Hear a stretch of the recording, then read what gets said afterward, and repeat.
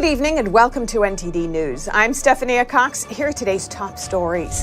House Republicans now demanding testimony from the Hunter Biden partner who allegedly sent over $1 million to the Biden family. And Hunter Biden today making a new move against the laptop repair shop owner. Former President Trump says Democrats have found a new way to steal elections. In two new videos, he characterizes the mounting criminal probes against him as election interference. Factually correct stories allegedly being censored. New Twitter files show an organization pushed to censor stories about COVID and vaccines, even though they knew the stories were true. Chinese Communist Party leader Xi Jinping will fly to Moscow next week to meet with Russian President Vladimir Putin. This comes as one more NATO country commits to sending fighter jets to Ukraine. TikTok could have accessed your data even if you've never used the app. A new report on the social media platform is raising concerns amid the current push to ban the app.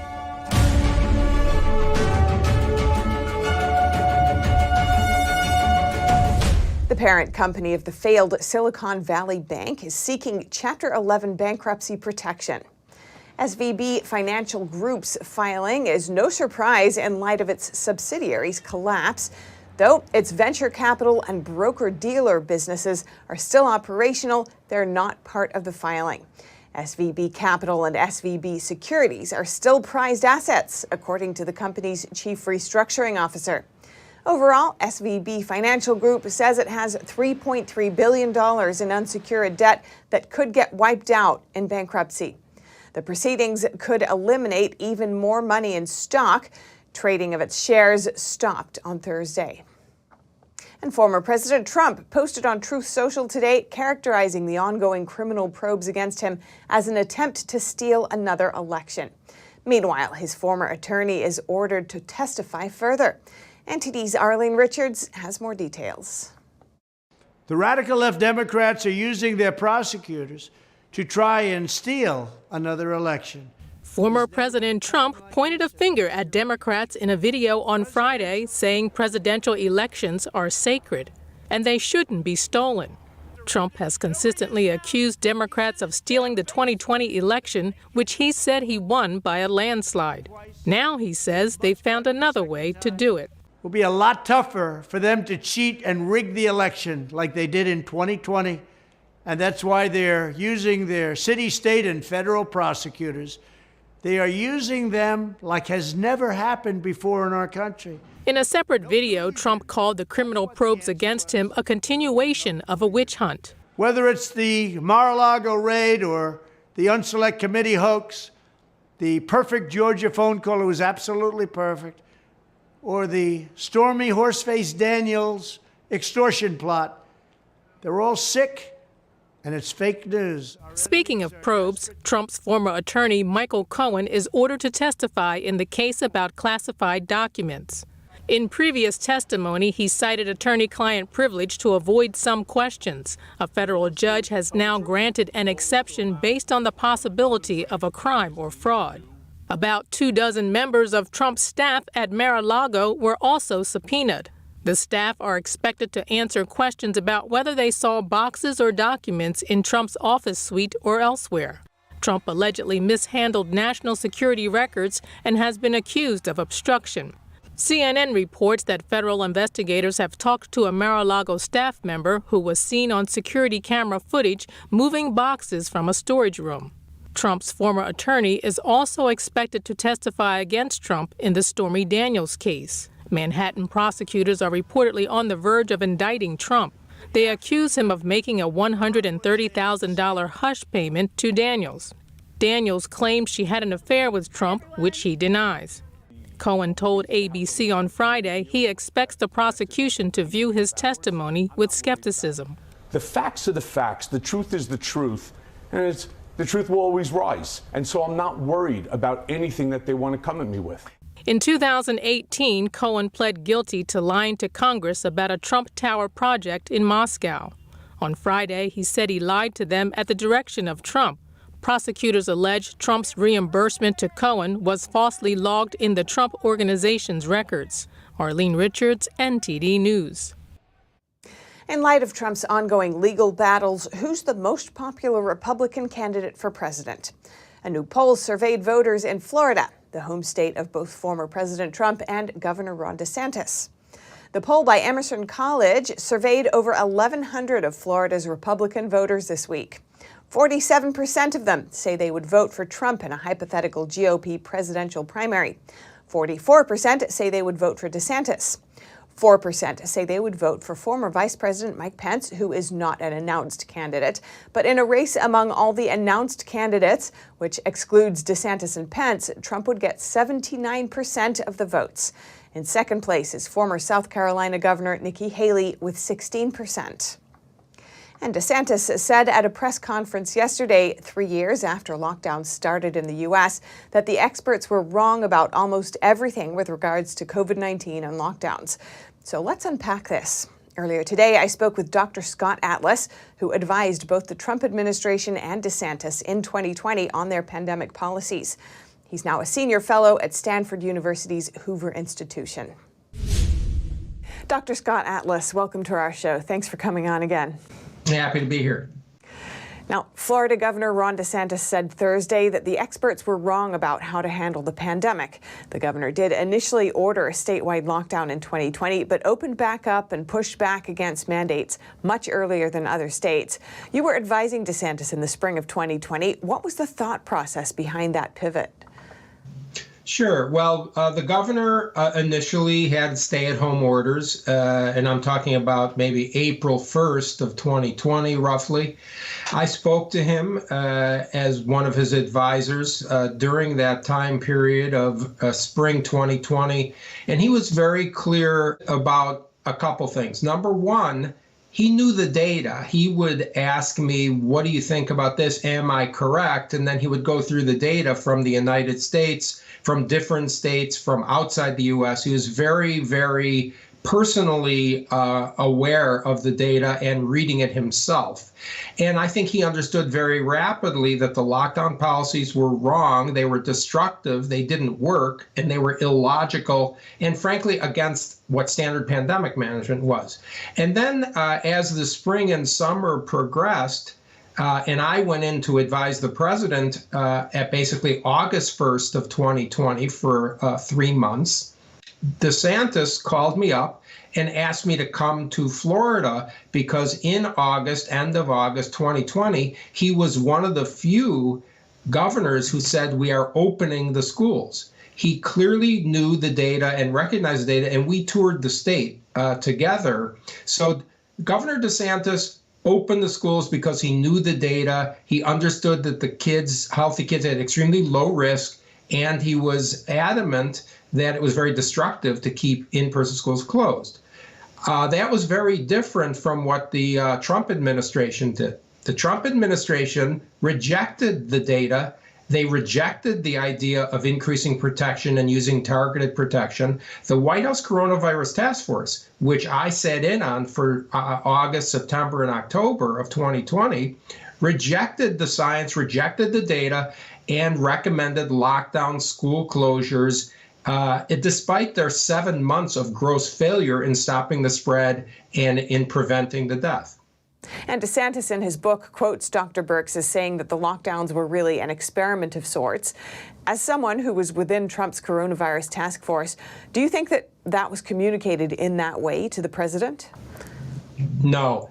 What I saw was Dr. Birx and Dr. Fauci and Dr. Redfield were doing things, recommending lockdowns that were overtly contrary to standard known pandemic science from 2006, 15 years prior, which clearly showed that, lockdowns were ineffective and extremely harmful. I think the American public should take a lesson from this. These people were lying. I'm talking about the people leading the task force guidelines. Birx, Fauci, and Redfield were not transparent.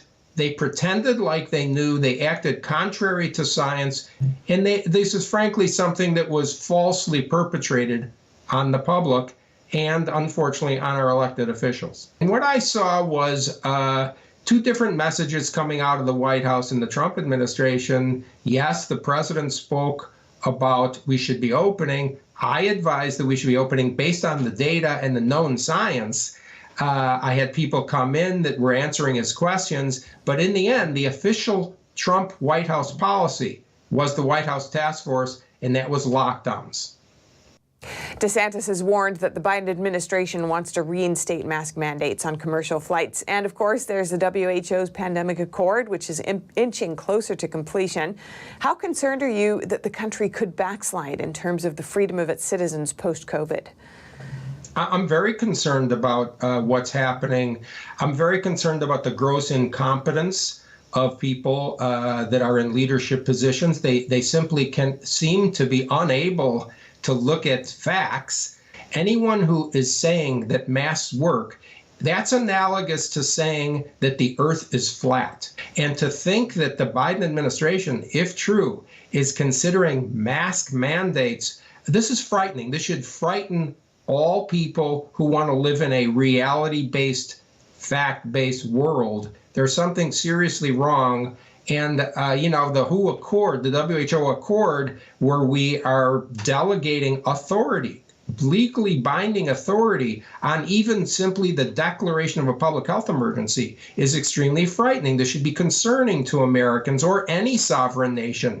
And if we have an administration, a presidential administration, that does this sort of thing, I think Americans need to wake up and exercise their power as a free society at the voting booth. Dr. Scott Atlas, Senior Fellow at the Hoover Institution at Stanford and former advisor for the White House Coronavirus Task Force. Thank you so much. Thank you. In other pandemic-related news, Chinese scientists now say COVID-19 did come from animals, not from a lab. That's after they examined new data. However, their findings have not yet been peer-reviewed. Scientists at the Chinese CDC uploaded new data to the world's biggest public virus database. The data appears to show genetic material in which raccoon dog DNA was commingled with the virus. The samples were allegedly collected at the Wuhan seafood market in early 2020. The director of the WHO today criticized China. He said the data should have been released 3 years ago.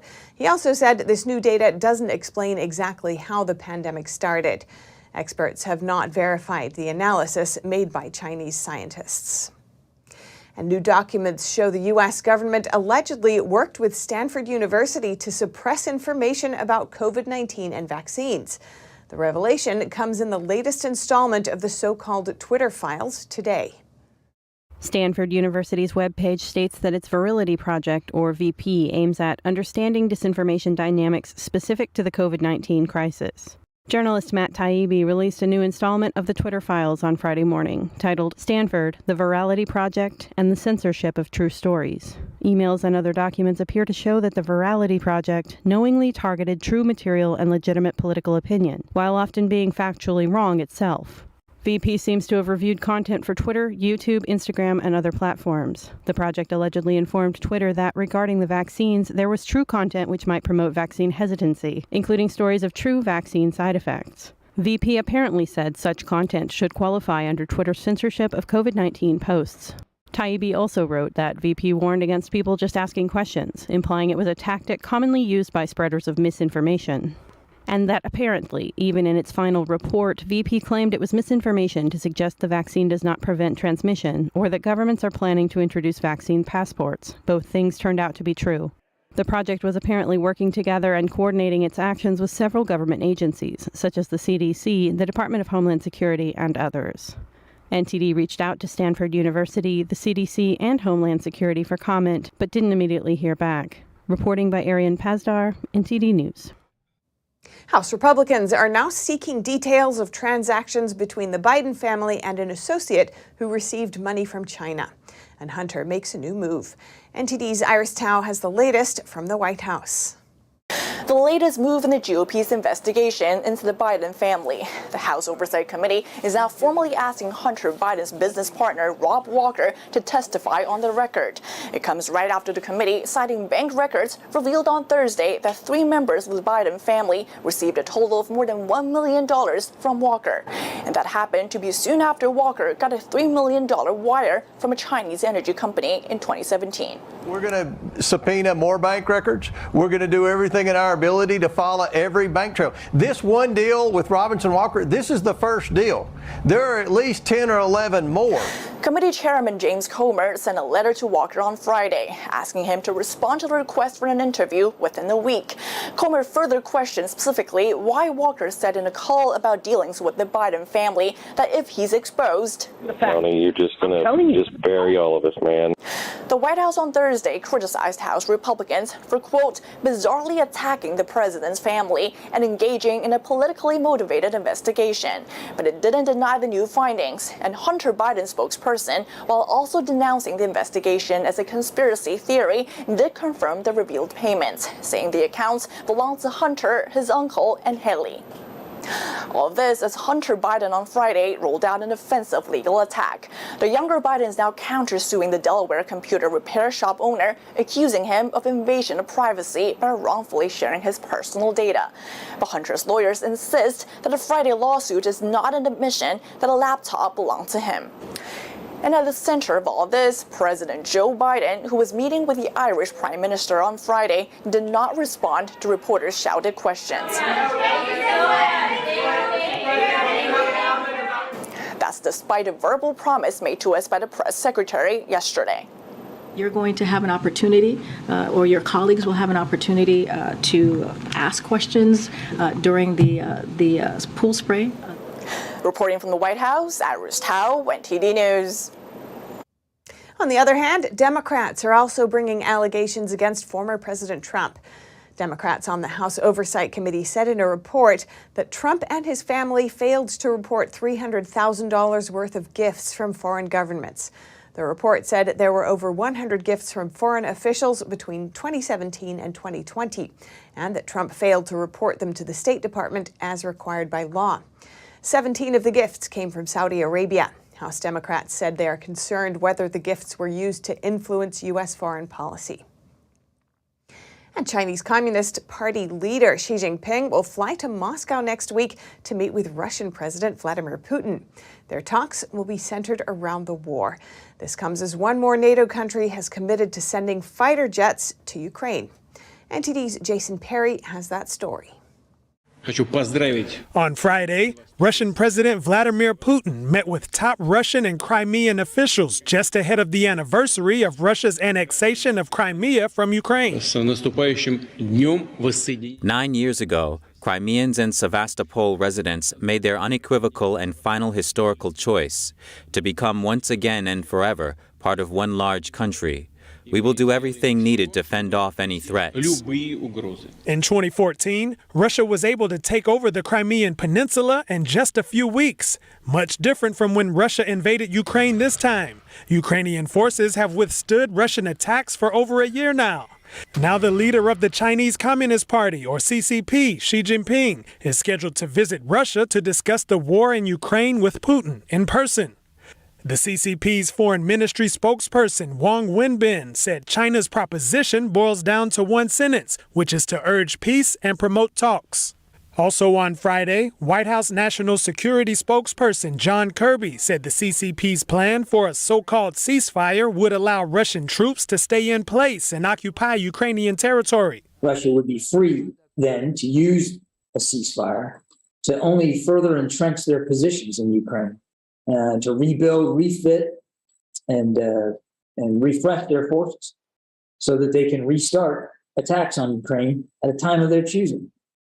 Ukraine says Russian troops must withdraw from Ukrainian territory. And to help Ukraine achieve that goal, Slovakia has now agreed to send 13 MiG-29 fighter jets to Ukraine.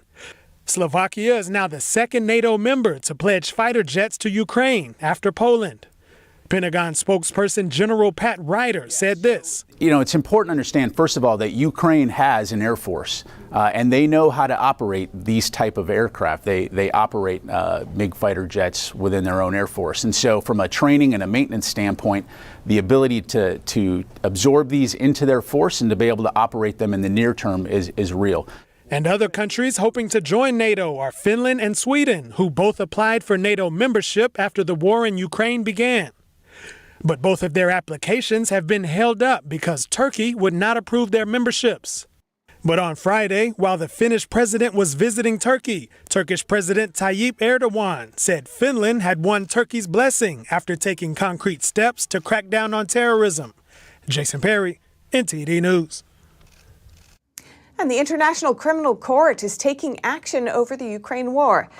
The agency has issued an arrest warrant for Putin. They allege that Putin committed war crimes, in particular deporting children from Ukraine to Russia. The Kremlin denied the allegations and said the warrant is outrageous. The arrest warrant is unlikely to cause any changes because the International Criminal Court has no power to arrest suspects, and Russia is not a member state. And concerns are growing over the national security risks of Chinese-owned social media platform TikTok.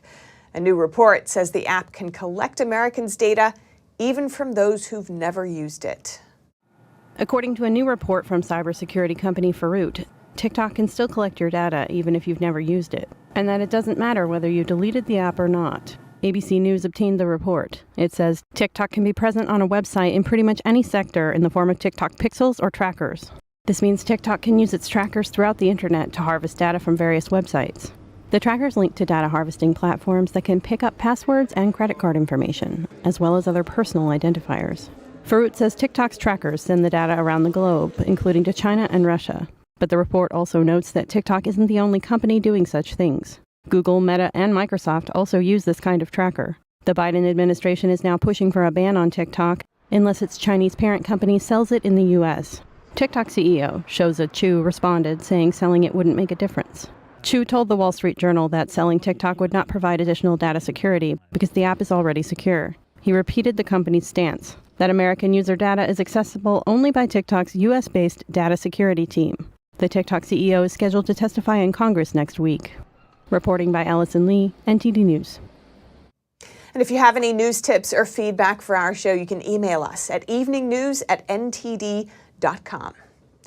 And coming up, violent unrest breaks out in France after President Macron pushed through a contested pension overhaul without a vote.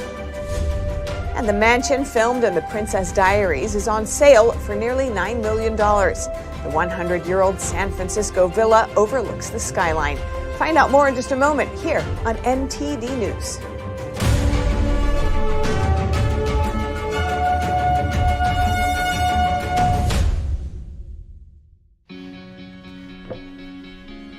Looks like you've been sleeping well. Megan, he's back. The My Pillow guy. And you're looking good. Still feeling good. Well, just when you thought it couldn't get any better, we've got the best pillow ever, My Pillow 2.0. When I invented My Pillow, it had everything you'd ever want in a pillow. Well, now there's new technology that makes it even better. My Pillow 2.0 has my patented fill combined with a cooling fabric with temperature regulating thread. My Pillow 2.0 is truly the next generation of My Pillow.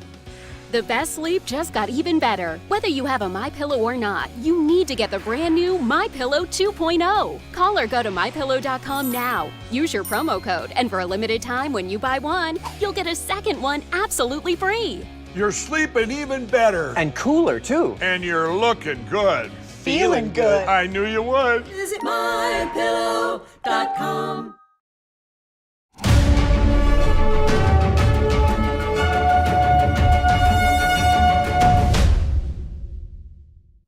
French President Emmanuel Macron overrides Parliament to pass his highly unpopular bill raising the retirement age from 62 to 64.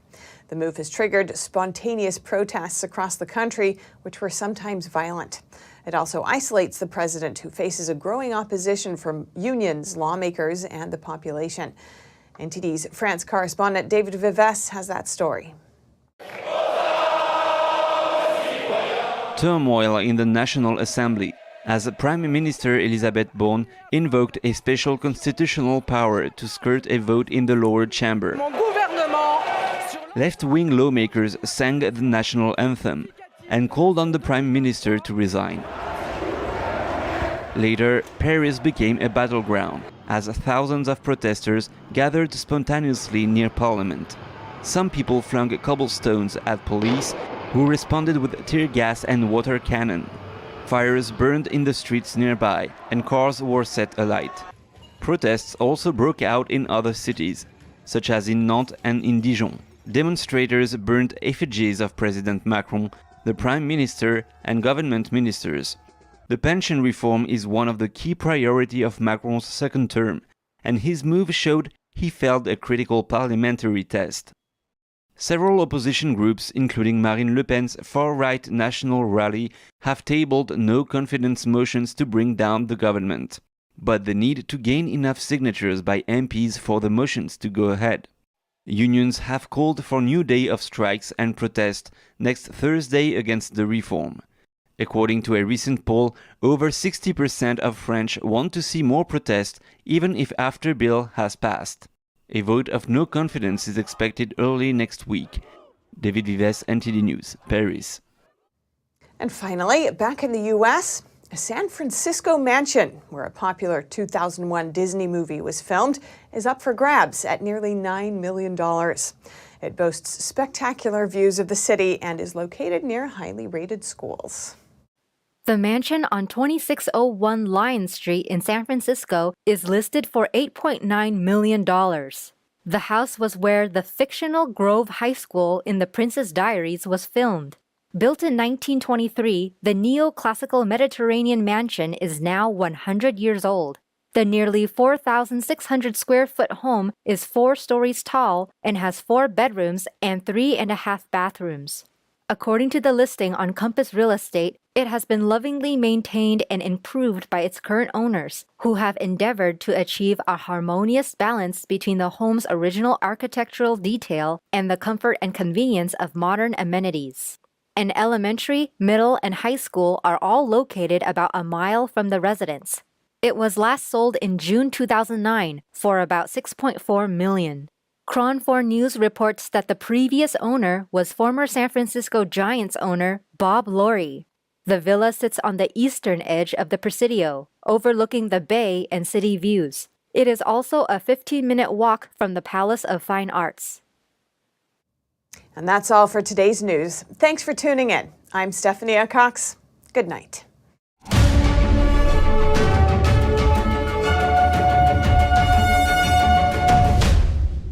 Thanks for watching us on YouTube. Did you know YouTube only keeps selective videos on its platform? So if you want to make sure you get the full picture, just subscribe to our newsletter. Go to newsletter.ntd.com and sign up. It's free.